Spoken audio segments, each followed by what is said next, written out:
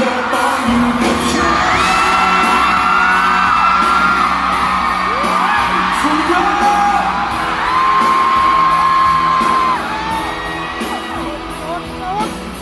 ทุกครั้งที่ลาสายตาเวลาเป็นทุกทีฉันคนนี้ได้ตัวมาฉันรู้รักสวยงามฉันรู้รักคือไฟที่เผาทำลายคนในเมื่ออายเพราะเธอเธอรู้ไรที่งดงามมาจากชีวิตคิดไปบนเธอคือคนนั้นที่เธอไม่ทำให้ใจปวดร้าวหมดชีวิตฉันให้เธอ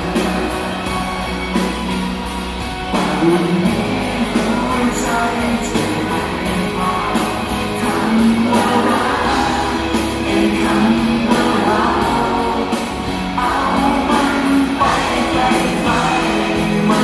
ต้องมาบอกพอแล้วที่ให้เธอเธอไม่อาจทำตัวอ่อนไหวคงต้องเหงา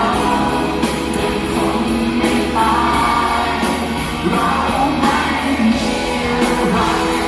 เราทำกันเองและเธอ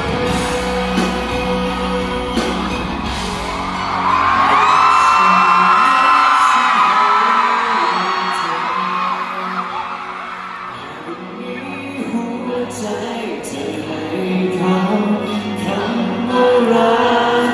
อีกคำว่าเราเอามันไปไกลๆไม่ต้องมาบอกพอแล้วที่ให้เธอชีวิตฉันให้เธอที่เคยทำตัวอ่อนไหวคงต้องเหงาแต่คงไม่ตา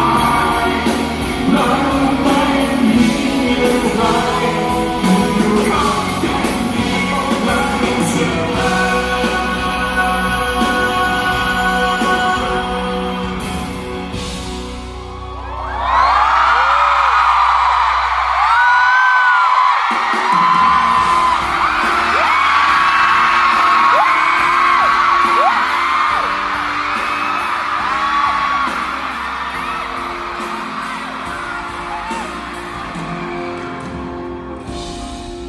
ที่ต้องแสดงแค่ทำเป็นไม่สนใจ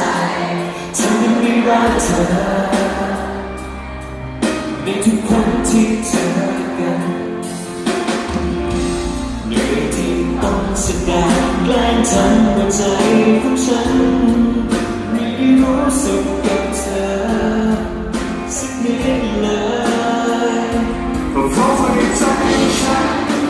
มันมีแต่ความหวั่นไหวและทั้งที่ในหัวใจ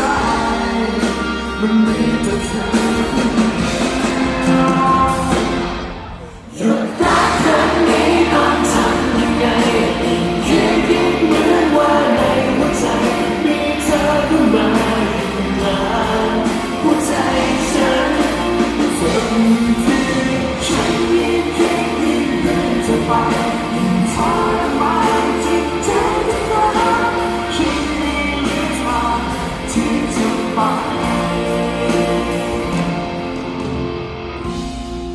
สมมุติเวลาย้อนไปให้เป็นเหมือนก่อนตอนที่ทั้งสองเรา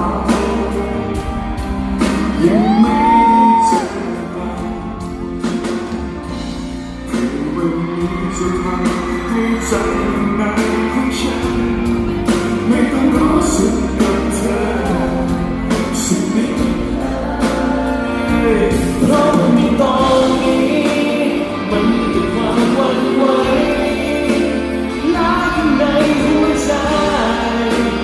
มีแต่เธอผู้เดียวหยุดรักครั้งนี้ต้องทำยังไงยิ่งเห็นยิ่งเหมือนว่าในหัวใจมีเธอเข้ามาอยู่กลางหัวใจฉัน สิ่งที่